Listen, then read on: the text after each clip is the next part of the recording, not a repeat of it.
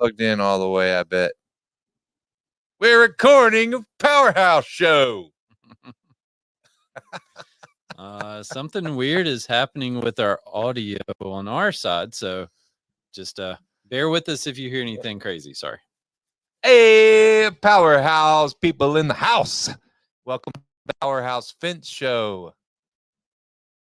My name's Dan Turbyville. Gotcha. After you, sir. No, I insist. Okay. I'm Dan Zach Turby. Shue. Oh, my goodness. Go ahead, man. I'm Dan Turbyville. Hey, my name's Zach Shue, and it's me. Thanks for being here. We're here in our home studio, recording. We are indeed. We're hanging out and we're doing this. That's right. So this is the second part of a series that is going to be revealing a bit of our internal process. Yeah, mostly processes. Draw back the curtain, so to speak, to expose the magic mind behind the Memphis Fence process. Yeah. So this is season 2. This is episode 30.1, 31.2. 30 something. Who knows? What a fun game. Well, you don't know how to count, apparently. Yeah. We do this every time. So welcome. This show is presented by numerous affiliates. Got any of those? Yeah. Memphis Fence Company. Oh, yes. I've heard of them. Simpalo. Yeah. Very familiar. MFC Manufacturing. That's right. And the Thornton Fence Consulting Group. Cool. Which is that fenceconsultinggroup.com.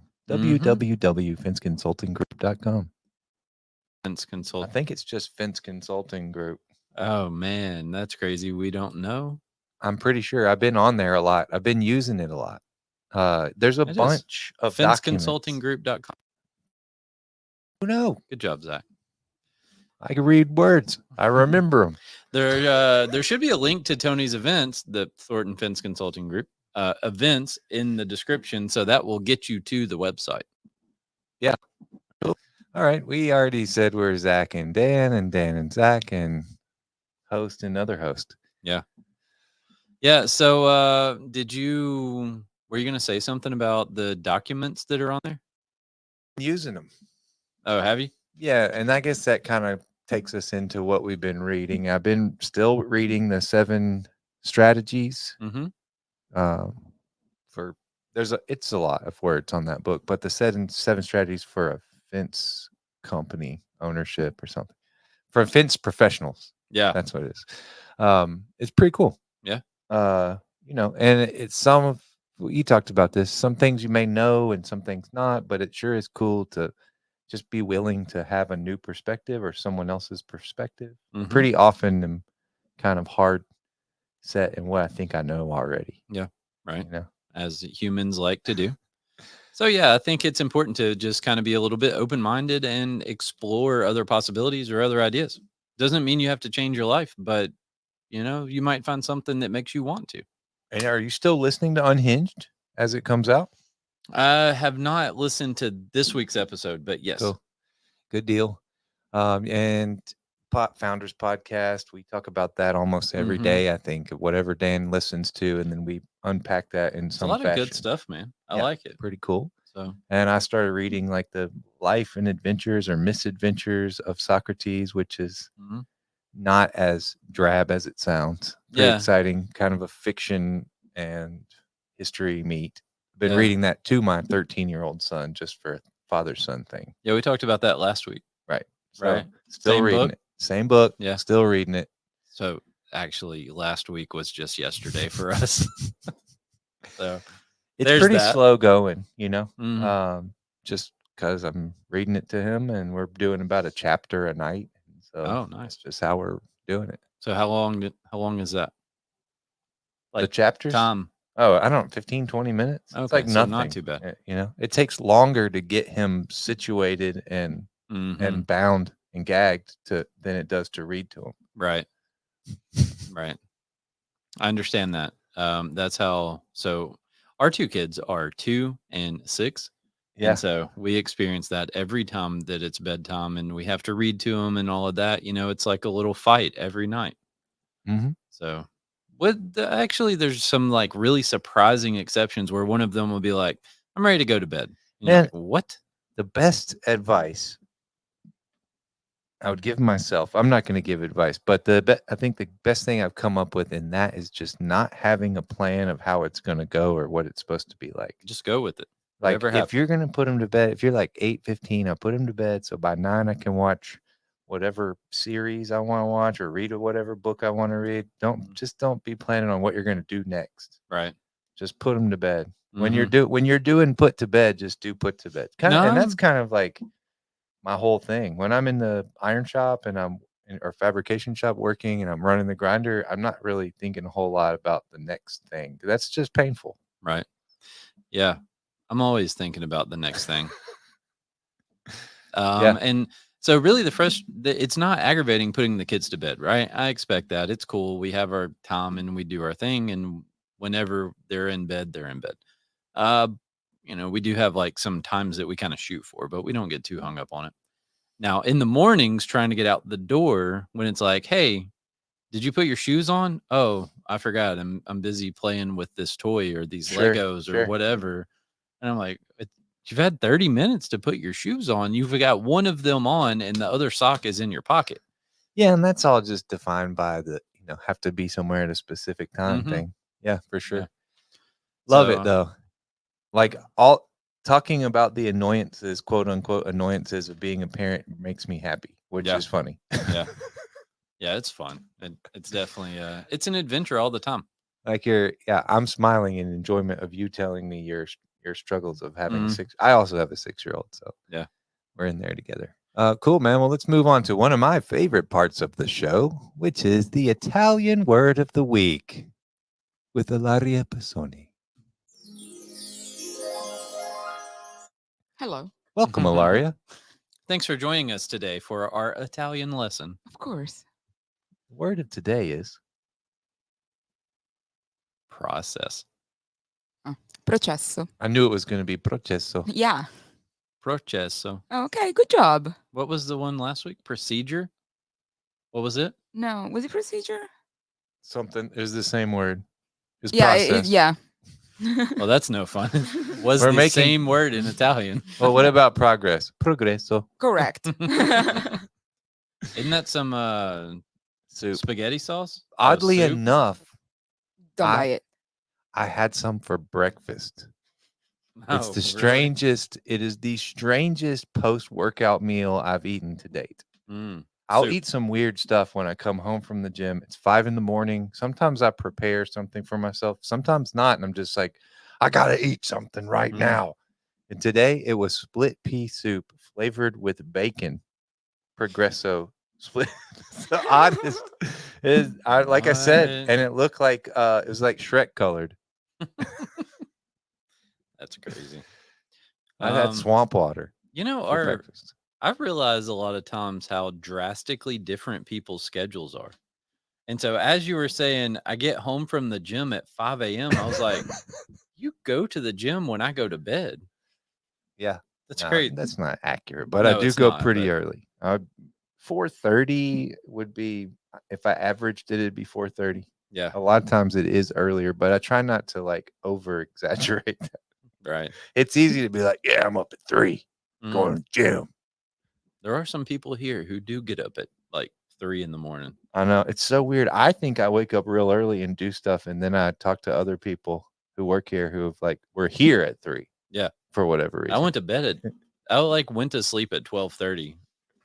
All right. And then some people get up like 30 minutes after go to sleep. So, wow.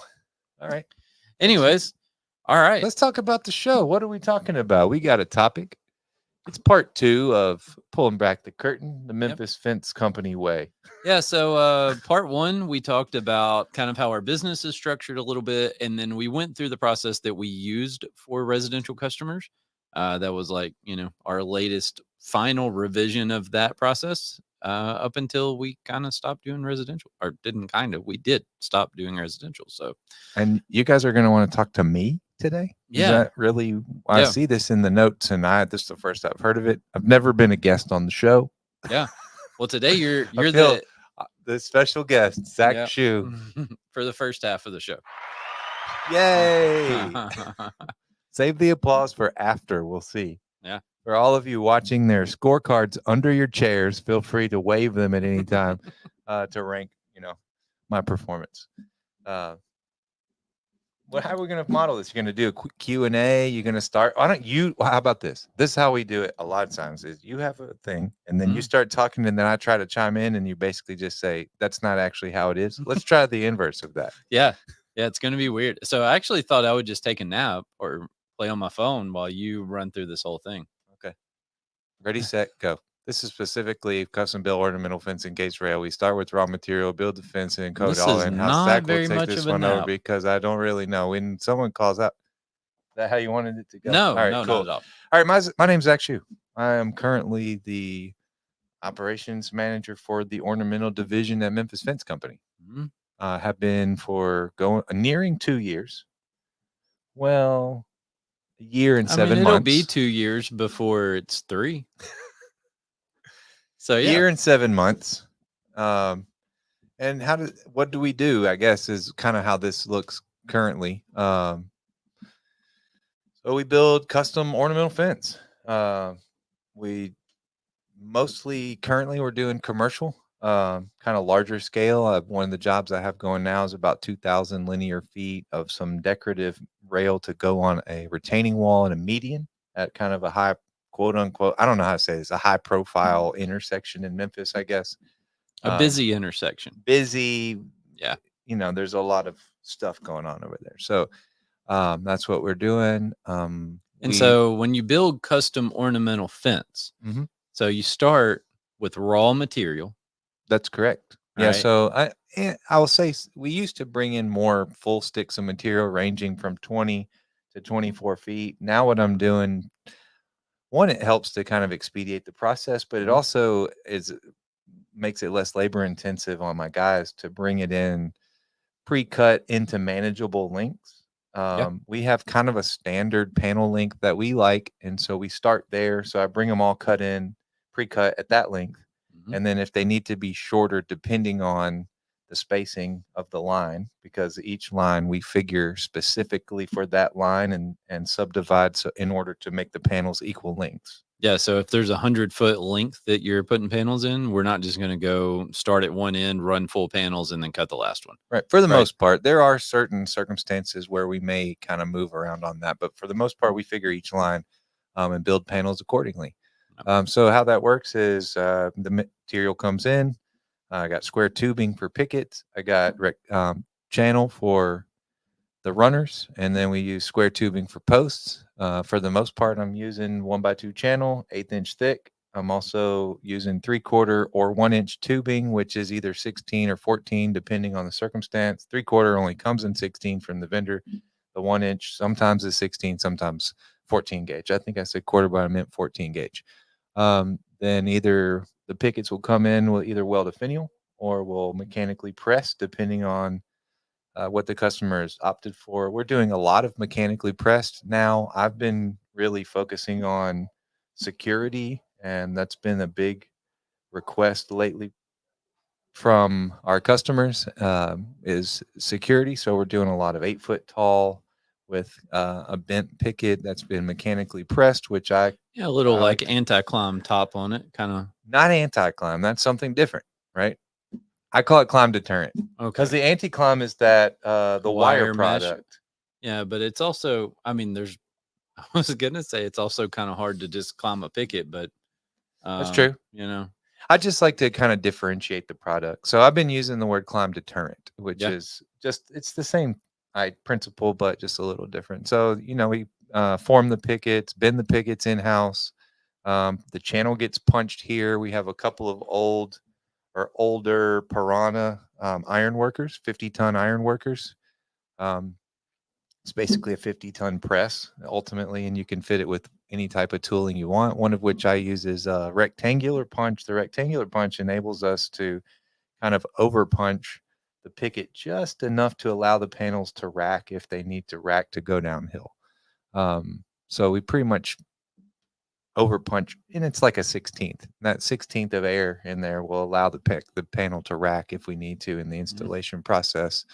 Or we'll weld finials on the pickets, like I said, and that's about it. We'll build a jig for every job. A lot of times we keep the jig if it's something pretty standard. For like 6-foot tall fence, we have one that's pretty standard. By this time, we have the picket spacing or the channel spacing is all pretty standard.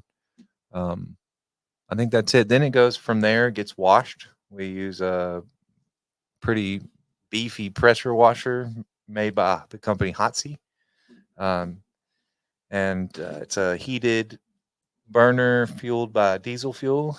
And we use that in conjunction with a phosphatizer soap, which there's several different kinds. I'm not sure which this one is called actually, but it's a cleanser. It also helps the powder coated adhere and is a flash rush preventative. So then after we wash, we take them down to the powder coat booth. If they got a little moisture on them, we may pop them in the oven to warm them up. That's not necessary, and especially when it's 105 degrees outside like it is today. By the time they've made it there, the material itself is probably 85 degrees, wherein we don't really need to exhaust the water from the pores of the material. So it's 105 outside and the material is only 85? That's interesting. Well, the material only sits outside for 20 minutes. It's inside the shop in the shade. So I don't think it's 105 in our shop. I sure hope not. Yeah. I'm gonna take a laser and go check and see, because now I'm curious. What's the temperature of a piece of steel sitting in the shop? Right. Huh. In the winter too would be an interesting. Yeah. It acts as like refrigerator coils. It's cold in that shop in the winter. It's crazy. So that's that process. I may have went too deep into that. That's probably because it's my favorite part. You got know? Off in there, man. I did. So, and then a lot of the moving around of the stuff, we're using a couple of guys to move it. I think per man, we're doing 15 to 20 panels per man per day as far as fabrication is concerned. And that's it, but then moving into that. So let's talk about like the process as far as, like the whole sales, project management, that kind of stuff, right? Yeah. So there's that. So when someone calls in here and they say, hey, I want a price, and you go through that whole process of determining this is the type of fence that they want. And so the call lands in your world. Right. So where does that process start? Well, go ahead. When it gets to me, so it's already started by that point. Someone has already asked them the question of what type of material is it made out of, the existing fence or what they're looking for. Yeah.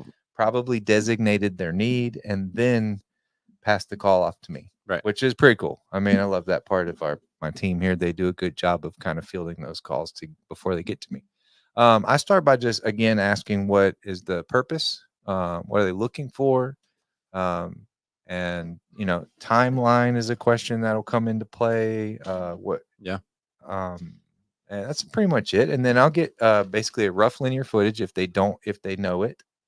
Obviously, if it's I guess this is the residential. It looks like we have like a B2B option in there. But so for, business to business, a lot of times I'll ask if there's plan sets and then offer to give them a general estimate range. So do a little pre-qualifying in there. That's right. Yeah. And just because we've spent a lot of time and resources sending an estimator, putting together a quote only to get to, oh my God, that is way too expensive. Yeah, we hear that a lot, that it's like, oh, that's 4 times what I thought it was going to cost or something like that in this world. Or get to the submitting the quote and then I call for follow-up and they say, oh yeah, we're just collecting quotes and we're going to wait on this. We're actually not doing this till next year or 2027, which just not putting it in the budget. Right. So I try to prioritize customers in that way. As far as the urgency of their need. Right. And then let's see. So that's the pre-qualification. Scheduling, you mean scheduling your sales calls? Sales calls. right now, man, our call volume's pretty low. Mm-hmm. And we basically, because my estimator salesman is also quality assurance for the shop and also does some field supervision. I try to only give him 2 appointments a day. And that, if we had a higher call volume, obviously I would do more. It might be requires to do more than that, but his time is divided pretty equally among a couple of different jobs. Right. Or, job descriptions. A couple different tasks. Right. Yeah. So, I mean, I think that's kind of a nature of what we're doing, though, is because it is pretty specialized, right? It's all custom made. It's not, I mean, in this world, it's not anything prefabricated. It's not, go to the store and buy it and install it. So I do some of that sometimes. Today, for instance, we got a call for a repair. The existing was a prefabricated, probably I think it was an Ameristar product. So we're replacing Ameristar panels with Ameristar panels because that's what they have, right? So I don't turn down that opportunity for work. But yeah, for the most part, what people are asking of us is custom fabricated, right? In that residential and business to business environment, right? So what are you actually like using to schedule them? Are you scheduling the appointments in Monday? I'm using Monday. Yeah, okay. I have a calendar. And my workflow, it starts with the new lead. And then in the scheduling estimating board, basically, I've got it subdivided into scheduling estimating and then into sent estimates, which is the follow-ups. Then I have another board for once it is finalized or to move forward, and then into the actual workflow for that. And that transfers to, and when we get to that point is where it goes to the shop. Right. Where we're producing work orders. So it starts with new lead. That new lead then becomes on a schedule, which can be seen by the estimator and all of us, but it's specifically titled for him. So he kind of has a landing page that's a calendar separate from everything I'm looking at. Right. Then it gets, once he goes, it's Monday automatically moves it to scheduled. And then after that, after I think 24 hours after he's been to the site or the scheduled date, it moves it to estimating. At which point Monday then creates for me a list of sub items, which is the process that I use in an estimating process. So it's like the producing of the work order, producing of the quote form, and new customer. You're doing that with like DocuGen? Is that what it is? It's a plugin? Well, that's just the sub items. I am producing the estimate with DocuGen. So what DocuGen does is it takes all the data that we collected on the new lead form and it auto-populates a template that I uploaded from Word and produces a PDF that I can opt to do export in all kinds of ways. I can have it just put it in a column on Monday. I can have it email it to me. I can have it download.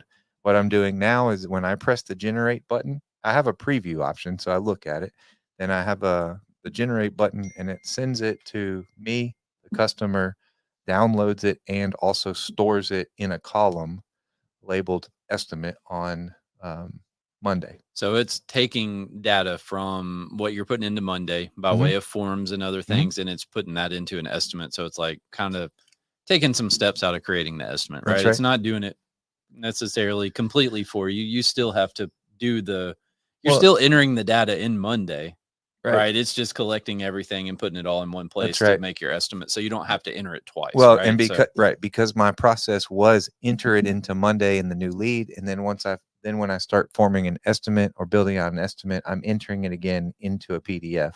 And I was just, you remember, I was like, why am I typing the same word over and over and over? Yep. Right. And we've looked at some other software that will help with that, but it's cool to have found that on Monday. DocuGen is a paid app, but it's really cool and been super helpful. I had some bugs with the initial template, and I did the little chat bot, or I think I was a person actually. They're pretty small, and they were like, "Okay, no problem. Just send me your template and tell us what you want it to do, and we'll fix it and make it do that." Yeah. So that was cool.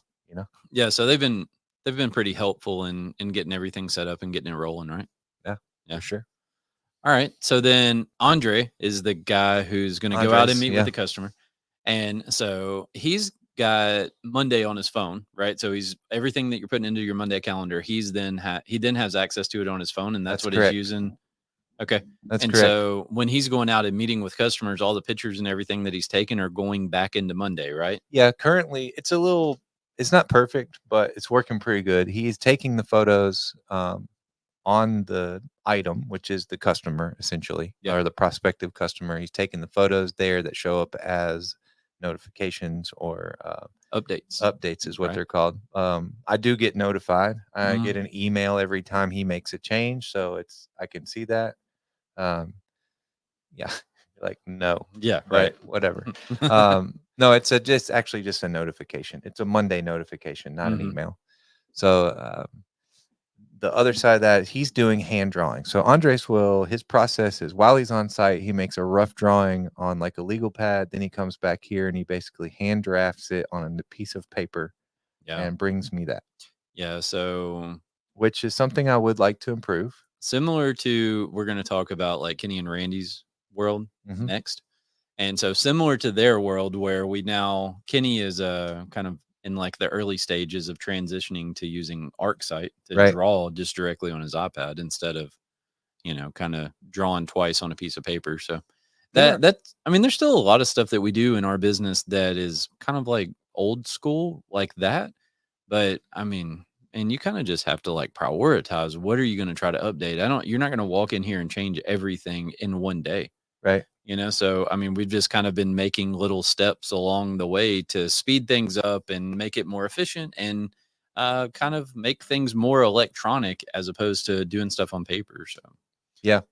But, all right. So when he is out there on site, you want to kind of walk through that process a little bit of like, what's his conversation with the customer? What kind of data is he collecting? We know he's taking pictures and putting them in Monday. We know he's drawing it on a, notepad.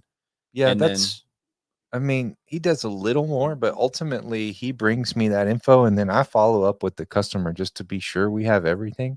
At which point I'm able to say, oh, hey, do you have a dog? Is there a pool here?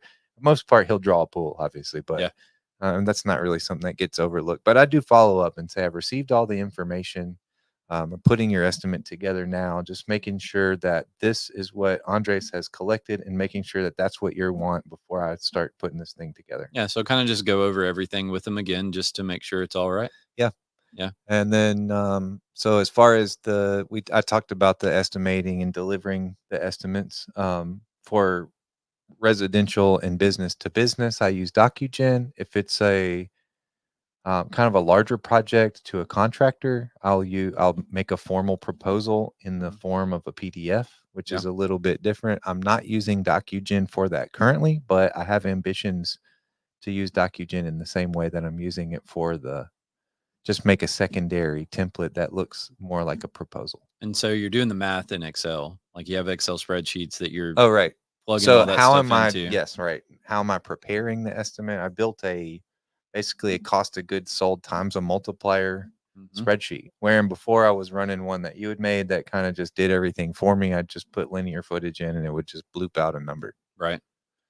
Yeah. The only thing that I would have to do is occasionally put in subcontractor and then potentially adjust the markup on the subcontractor. But since then, if we had like some special gate hardware or, castings or something like that was going in it, then it wasn't really built to handle all that. So that would all be done manually. But yeah, I mean, so we're running Excel spreadsheets, a combination maybe of a couple different versions of them that are, getting us what we need.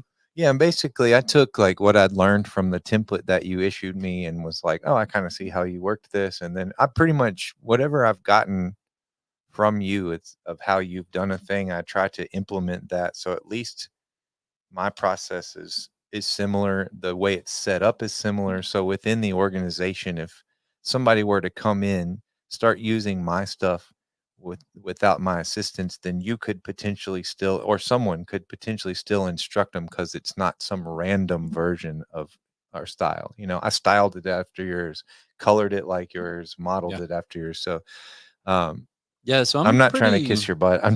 I'm a pretty stickler about like the processes all being similar. Right. And so as we go through this journey and you see the process of all the different divisions, like you'll see there obviously are similarities and differences between them. But like all of the Excel spreadsheets that we use are kind of similar, right? So Right. they're all basically formatted the same, the layout, the information, all that stuff that goes into it's pretty similar. We're all using Monday, we're all using Sempalo, we're all using Excel. So all the proposals that go out of here, like you were talking about in the general contractor world, all those proposals all look basically the same. Everybody's wording and stuff like that might be a little bit different, but I mean, format, layout, all of that is pretty much the same. I was beating Claiborne. Claiborne is an estimator. He's newer, but with us. And I was kind of beating him up on the language part. I was like, so here's what I do, man. I copied Dan's language, and if the dimensions change or the material changes, all I do is change the numbers. Yeah. Right. So it is your wording, you Right. know, and that's what I was like, this is how you do it. I have this running Word document that is all the language that I've collected from documents you've shared with me to keep it consistent. The same. Yeah. You know, I mean, I think it's important. Keeping things the same to me, it's important, right? And it's kind of like the whole concept of Chick-fil-A or Starbucks or whatever, right? Right. So you go in Chick-fil-A in Memphis or you go in Chick-fil-A in, I don't know, Salt Lake City. And like, you know what to expect when you go to Chick-fil-A. You know the food to expect, the service to expect, all of that kind of stuff. And so, I mean, I like that same idea coming from us, no matter who a potential customer or a customer is dealing with, like they know what to expect from us, right? So I think all of that stuff's important. So now you've sent them the estimate, and is your Monday stuff, is it doing automated follow-ups with them? It's not. It's not. No, I broke. Basically, I dismantled the work, really put it back together, so it's all calling people. Not the most efficient, right? But what I do like about it is it is for sure. And so there is that, you know, like they're not just getting it says to whom it may concern, right? Because I don't know if they're Mr. or Mrs. Well, I mean, in Monday you can have it pre-fill your emails with their names and things like that to kind of personalize it. Good day, but yeah, good day, Tanya. Once you build a template in Monday, like they're all the same, right? Yeah. And so I kind of have fun with that. Also, I mean, I'm really working on this concept of delivering wow, and I don't want to just like the customer service side by implementing technology, right?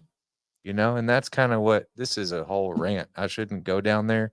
I will not go very far, but there is like a side to that where auto-generated email and emails to me become a bit sterile, and I don't really have the need to ensure the customer they make a decision or whatever that is. So are they sterile to you because you're seeing the same one every single time? But the customer, it's not the same person receiving it every time, right? So I don't know. A phone call is still better. I think a phone call is still better. Yeah. You can have some fun if they're having fun. You can be more serious or be more technical or whatever, I mean, all right. You get to connect a little bit after they say yes, which they always do.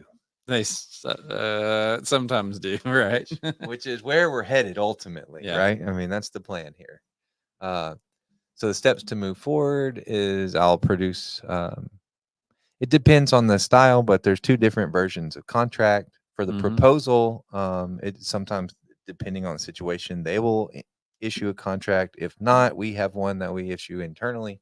The quote that goes to residential and business to business, that format, the DocuGen one, it has the terms on there and it functions as the contract. So when we talk about Kenny and Randy's world, Zach's form that he's talking about is styled the same as the form that they're using. So we'll kind of circle back to that again. But yeah, it's got a little section at the bottom, terms and conditions. It's got a spot for the price, place that we sign it, a place they sign it, all of that. So it is like a contract. And I guess we've talked about the importance of presenting that to your customer, I kind of grazed over just, oh, DocuGen, just send it. It's not just like a list of words. I add pictures of their existing house. A lot of times I will do little tiny renderings, quick ones, and give them this is what the fence could look like. But by now I have a whole catalog of little renderings and pieces of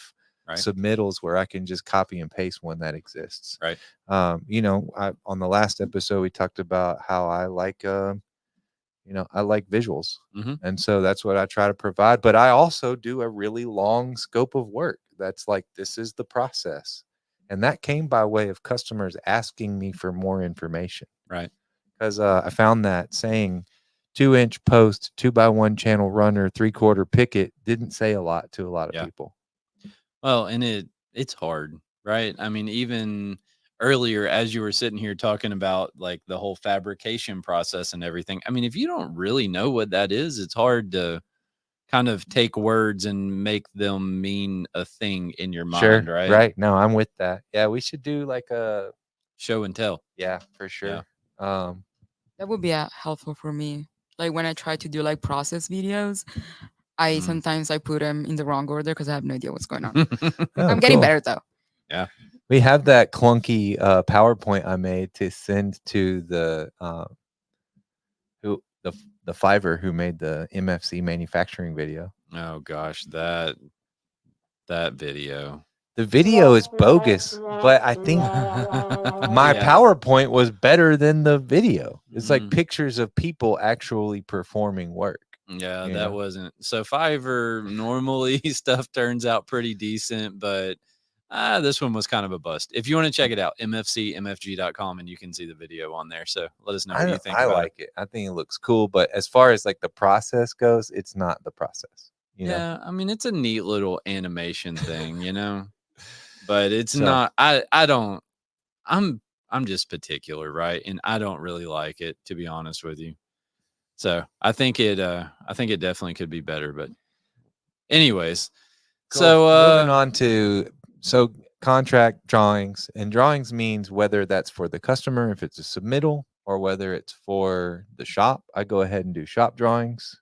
Sometimes the submittals function as the shop drawings, but I remove certain information and then add information for the shop. Yeah. So it's kind of my base drawing, and then kind of build out from there.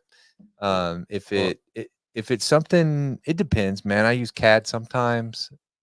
If it's something that's gonna require a little bit of more detail, like a curve, if there's a radius, then I'll do a 3D rendering to give the shop like a 3D of what they're building. Yeah. We actually, man, a lot of the guys that we have had recently have minimal fabrication, minimal to none, actually. So I've been training from my desk by way of drawings and text messages. Right. And I go in the shop a good bit, but I think if you know how to build a thing, you know how to build a thing. And so that's how we've been doing it. I've been giving them drawings. I've been giving them a pat on the back and saying good luck and you're doing a good job and trying to encourage them. And then I haven't really had a lot of time to hands-on train these guys. So a lot of drawings. We do accept deposits from residential customers. I had a business to business customer recently that at some point in the conversation alluded to they didn't have the money yet, but they're hoping to get it, which just made me a little uncomfortable. So I required a deposit. Yeah, right. But for the most part, we don't. I think historically we have not done progress billing for smaller or quote unquote smaller business. I might do it. Yeah. I might implement progress billing. I think it depends on the size of the job, if it's worth it or not, some of the little stuff, I don't really think it's worth it. I mean, if you're going to build $2,500 from the first month, then right. But I mean, if you're doing a, $30,000-$40,000 job and you're halfway done, then that's some money out there, Right. So, but I think that's it as far as the drawings, deposits, new customer form is something I submit. If there's some kind of if there's some kind of discrepancy about utilities, then we have a form that I'll send for that. If they're asking me to do something that I feel uncomfortable with, I'll designate like a waiver of sorts. To have them accept responsibility for that. Say, for instance, someone wants the fence line within 24 inches of a marked utility. And then also we, extend the unmarked utilities disclaimer. Right. Which that's actually built into our proposals and quotes and stuff. Yeah. So that's private utilities. Right. Right. So if they have power running from their office to a shop that's sitting behind the office, then that power running between the two is private and will not be located. So yeah, that's the private utility stuff. We do have so kind of like Zach said, we have a form that's if the customers insist that we dig a hole within 24 inches of the paint from the utility locate, then we have a waiver for that. If there's a weird situation, it's an emergency repair, the customer insists that we come out and dig holes before the locate is cleared. Exactly. We have another waiver for that. Which I had to make use of recently. Yeah. So and those are cool. Like legit. They were prepared by an attorney. It's not just something that we sat down and wrote up. We did have a lawyer at least assist, right? So I kind of like wrote out what I thought and then send it to the lawyer and have them tweak it. Is kind of that process. But yeah, so after we move forward, we do another. Andres will go out and he'll do another prefabrication meeting, which also is where he will paint the fence line with white paint to not only to show the customer the proposed fence line, but also for the locators. It really helps them to know where they're locating if the fence line is painted. So we're not using stakes anymore. Yeah. We're doing white paint. Yeah. And that's how we're doing that. Well, you're the boss. I'll stop doing it. But it really helps the locators. I mean, they ask every time, is there white paint? And so we just do that. Yeah, so you might want to read the Tennessee code about why they ask if there's white paint. Pretty sure it's required that there be white paint. And it's interesting that they ask you, but I think it actually is a requirement that there's white paint on the ground. So we need to check into recently and looked, and all I saw was that this is the color that it can be. Yeah. But they have rules about that. What color you're allowed to use. That's the only color. Yeah. And I think it's actually a requirement that like in the Tennessee state law. That's what we're doing. So good. I did an overview of the steps of fabrication already. I went way far down that path. Yeah, we got off in there. So in your pre-construction, prefabrication, whatever meeting, Andre's going out again, putting white paint on the ground. Is the customer meeting with them? Yes. Okay. So the customer comes again and walks the site with them, puts up, watches them put the paint. This is where we say, this is where you want the fence. Right. So we are verifying for a second time that they do want the fence where they want the fence. And then we're putting white paint on the ground and leaving. And so the white paint remains after we're gone to make sure that that is indeed where they want it. That's correct. Okay. And then, same process. We talked about the locate going in Monday for managing that. I'm not currently doing that. What I have is an Outlook calendar that we just put on Outlook. Yeah. And it's shared between me and a couple of people in the organization. So I'm not the only one who's on top of that. Right. Because for a lot of times, really, I'm not the one calling in the locates right now. Right. But that's how we're managing that currently. I do have plans to integrate it into my Monday workflow. But as of now, the locate is just a click this button. And then the date range goes into Outlook. Although there is an option for the date range on Monday already. So it's just one of those things I haven't really gotten to. Kind of goes back to that thing we talked about before where like you can only, unless you stop. It's funny because now that I say it, I think that would only take me about 8 minutes. Right.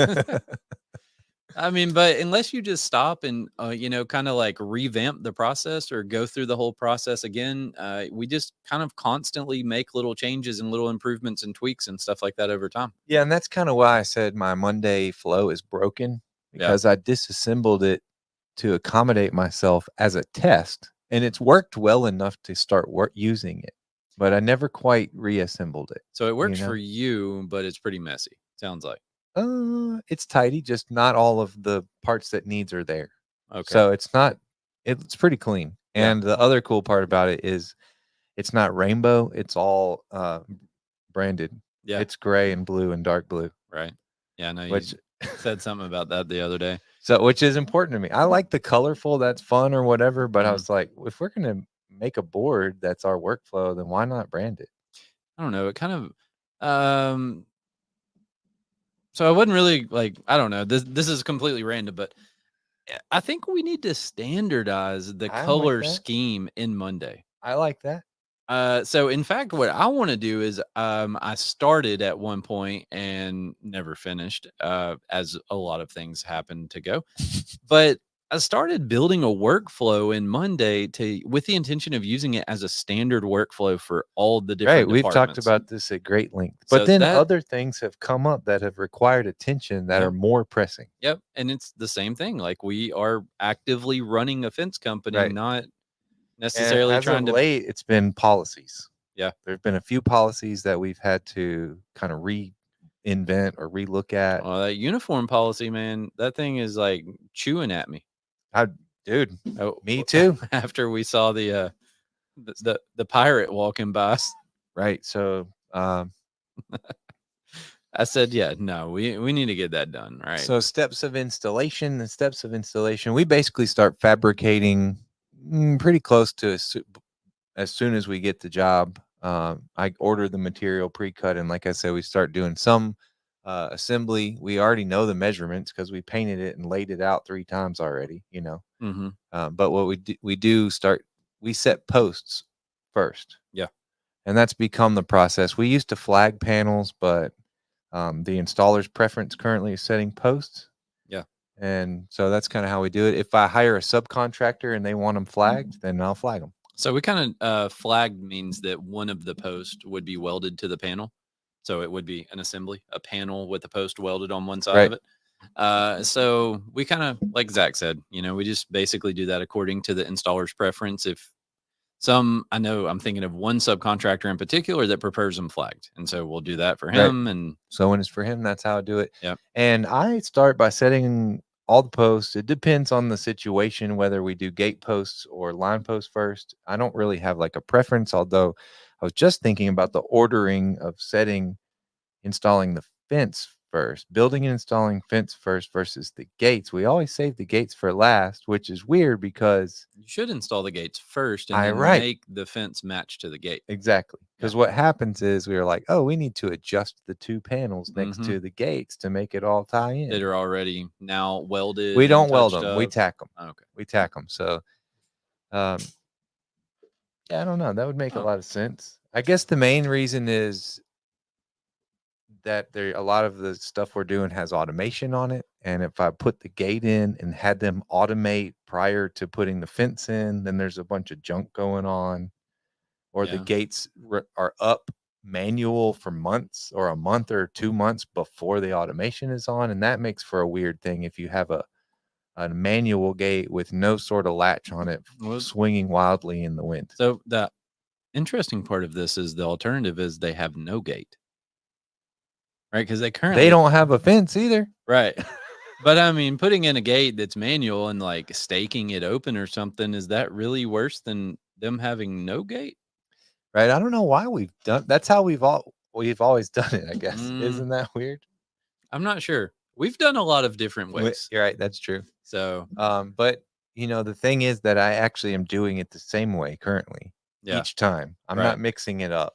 Although I'm willing to build the gates first. I like to mix it up. I'll try it. Yeah, that's the most frustrating thing on earth. Yeah. Yeah, but I'm never just tell me the way that's the way. No, but I don't want to never try a different way. You never know what's better. Right? You know what?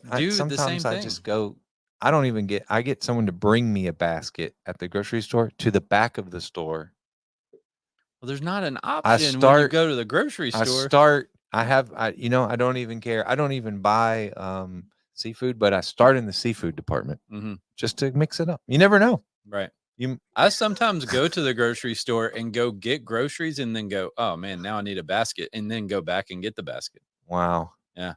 That's It's one of those things where you go in there and you think you're going to get 2 things, and then you wind up with like 4 armfuls, and you're trying to carry it.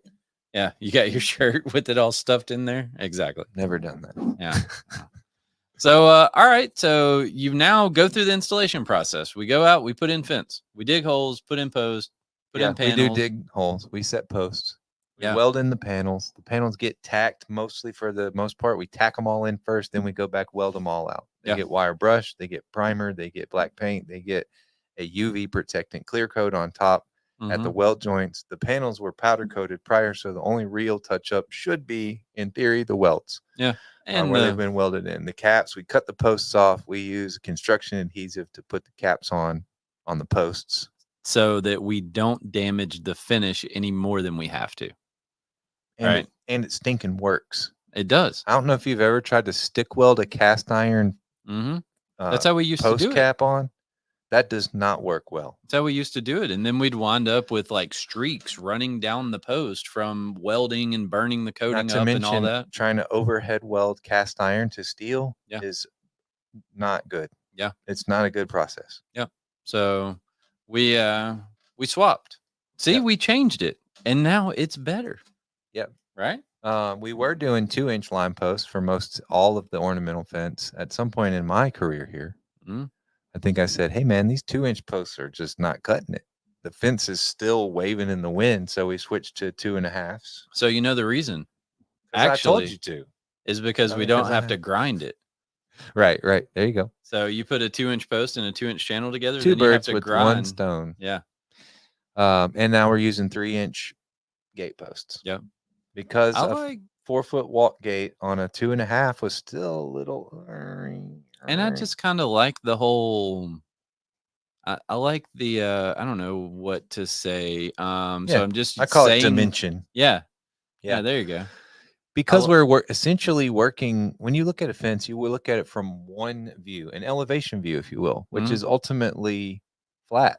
And so the only way we get to play is if we make the posts a little bigger, make the channel a little bit smaller, and then make the picket, vary. And sometimes we'll do varying spacing or something like that to create some intrigue, especially if the customer doesn't want scrolls and all the fancy handmade ironwork. That's the one way we can kind of play with the design that's cost effective and still gives like the decorative or ornamental feel. Yep. So I really like kind of along the same lines of dimension. I really like when you do like a 3/4 inch, full height picket. Yeah. And then you have 1/2-inch canine pickets with matching finials on them. I like that. That's cool. I'll do that. I like that. I like that look when the mid rail for the canine is flat.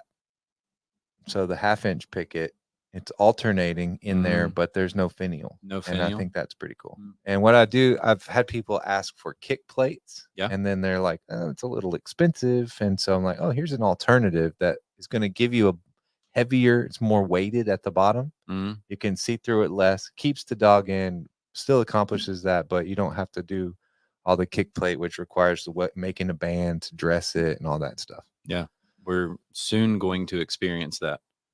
I'm just putting a full piece of solid steel on panels. Nice. Yeah. We are about to do that. I did some a dumpster surround out of 1/4-inch galvanized plate. I don't know if y'all have seen that, but it's awesome. I don't know if I have or not. We just did it, that South Bluff job. It's amazing. Yeah. Super cool. That whole job we put in galvanized because they were going to paint it on site after it was installed, and they were in a super hurry. So they forced us to dig in places we didn't want to dig. They forced us to start installing and basically build it on site as opposed to building it in the shop. So I put it all in galvanized because I didn't want it to flash rust or rust by the time we got done. Right. So that was fun. It looked cool. And then they painted it. Guess what color they painted it? Like zinc gray. Really? So it's like they went in gray and they painted it gray. It's like the same color. Looks pretty cool, man. Yeah. So the steps of installation, we talked about that good bit. Hang the gates, we weld that out. Most everything we do in the field, pretty much everything we do in the field, we're running a Miller Bobcat generator welder. I do have a couple of little flux core, and one is actually a portable MIG that we can carry a little bottle depending. That job I just talked about, the fence was actually comprised of 3/4 number 9 expanded metal that was butt welded to 3/8 plate. So we stitched all that in with the little MIG welder. Yeah. In the field. Yeah. It's pretty wild. Yeah. And let's see, that's about it. We, like I said, wire brush, do the primer, do the black paint, do the clear paint. Yeah. And so that just helps the touch up on the weld not to fade too fast. Yeah, the clear paint is like a preventative measure that we implemented after seeing that spray paint fades faster than powder coat. So what happens is 5 years later, you have black fence and gray spots where you welded the panels to the post. I think 5 years is pretty generous. Oh, I think like 6 months later, that stuff is faded and you can tell the difference. It's crazy. But anyways, so all right, now your job is done. So what's your closeout process that you're going through to kind of wrap up the job there? So the closeout process we kind of start doing from the beginning. So Andres, who we mentioned is the estimator, is going to the site periodically throughout the process. And so he's inspecting, so ensuring the quality as we go. So hopefully a lot of that stuff's been caught. He's interacting with the customer frequently. A lot of times for the duration of the job, well, if it's something we're scheduling going and coming back and going and coming back, I'll stay in contact with the customer. And I don't really ask them a lot how it's going. It's hard to tell until it's done. Right. So that's why I don't. Because if you don't want to ask. We had a lady call and she was like, I'm looking out the window and these posts look rusted. And that's like, oh, well, we just dug the holes right near them. And I assure you they weren't rusty when they left and it's been raining. So maybe you're just seeing some dirt on there. And so that's the one thing I don't want to ask of them is to kind of preemptively inspect our work. Right. But Andres is meeting with them regularly throughout the course of the project. And then Andres does a final walk. Yeah. At which point, is the customer meeting and walking with him? Not on every occasion. No. Okay, so he's at least going, and the customer may or may not be there. That's right. And then I very often do a follow-up just and say, hey, we're done. We just want to make sure you think we're done. Right. And how'd it go? And everything's good. And then I don't communicate much more after that. I move it to the billing process, which is somebody else in the organization. And so that's a Monday board. I just click a button and say, we're done. Right. Follow-up requests were for reviews. I have asked people. I've sent Google invitation or the link for reviews. I don't do that a lot, to be honest. That's an area where I'm not doing a lot of. So you could maybe utilize some automations to help. That's right. That's right. So we actually had a lady file a complaint with the Tennessee Board of Licensing Contractors or whatever it's called. And so along the lines of you're like looking at the job before it's done. So this lady was out there taking pictures. This job. When the installer was installing it, she was taking pictures of it. And she submitted the pictures of like a job that was still under construction or like in progress and was like, oh, this weld wasn't touched up. These welds aren't even done the same. Like these caps aren't attached. They're just sitting on the post and all. And I was like, that's something I left out. So we do, when we go out and set the posts, I have them set a cap, just sit it on top. Right. So it doesn't fill with water. And that was the same thing on this job is the caps were just on there to keep water out of the post. And she filed a complaint. And ultimately, my opinion of it, she just wanted some money off, right? She didn't want to pay full price for it. And so she did all of that just to get a discount. But even in the picture, you could see the installer's truck sitting in the background. And so when I sent in the response to him, I was like, I mean, yeah, sure. This all was like actively being worked on when she was filing this complaint. You can have some weird ones. I was installing a job and I would ask at the end of the day, is there anything that you see that you need me to take care of? We're about to get out of here. Just let you know we're leaving. And then by the time I get to the shop, he would have emailed you and said they left this one end of a welding rod was left near the edge of the grass, or and it's just, I mean, I would have just picked it up, or I would have done whatever he asked me to do had he just asked. And that's kind of weird, maybe, I don't know. I was probably a lot less approachable back then too. So there probably was that. Right. I probably didn't say, "Hey, excuse me, sir. I am the nicest guy in the neighborhood. Would you want me to do something before I leave or what? I'm finna leave. Looks good, don't it?" Right. I don't think so. I don't know that you would have continued to employ me if it was that bad. You were a different person than Zach. That's true. I was definitely a lot less, more gruff. There was a lot rough around the edges. Yeah. So, the intention was now we would just go into like our business to business commercial process and kind of run through that. But it seems as though we've used all of our time. And so I think we'll save that for the next one. Cool. And thank you for having me, man. I really appreciate the opportunity to be on the show. I appreciate it. Ilaria, thank you very much. It's nice to meet you. Of course. Pleasure I hope you making come back your acquaintance. Soon. And thank you for the Italian lesson. I've never had that experience quite like that before. You're welcome. I've never had that experience today. So do you have any closing thoughts, or like, did you think of anything that we kind of skipped as we were going through the process there? No, closing thoughts. It just solicited the idea that, like, I started as a fabricator, had no idea one day I would have a title, something like operations manager of the ornamental division, and be situated in the position that I'm in. Right. And, that's pretty cool. And I'm enjoying it. It's weird how far that goes. And so I take it, I really appreciate it. It's important to me, and I take it serious to the extent that when I'm hiring people now, I'm like, let me give you a little bit of story about my career path here at Memphis Fence Company, and that's pretty cool, man. So all this stuff I'm talking about doing, if it sounds crazy or too much, or, there's varying paths or varying stages of development on the road. If you're a fabricator now and you think that I could never do that, you probably could. Yeah. And I'm sure there's also the dude that's like, this idiot doesn't know anything, So I'm somewhere in the middle of that. But, it's been a cool process, man. And I guess that's the greatest part is, like, ultimately consider my position here and what my goal here daily is to not only add to Memphis Fence Company to obviously help make it a profitable business, but to then bring something to the people who work here to help them develop. Right. Yeah, and that's the thing we spend a lot of time talking about, is how to help other people actually develop, either, personally or professionally. And kind of, I like the thought of, one day when they get wherever they're going to get, we were a stepping stone that led them there.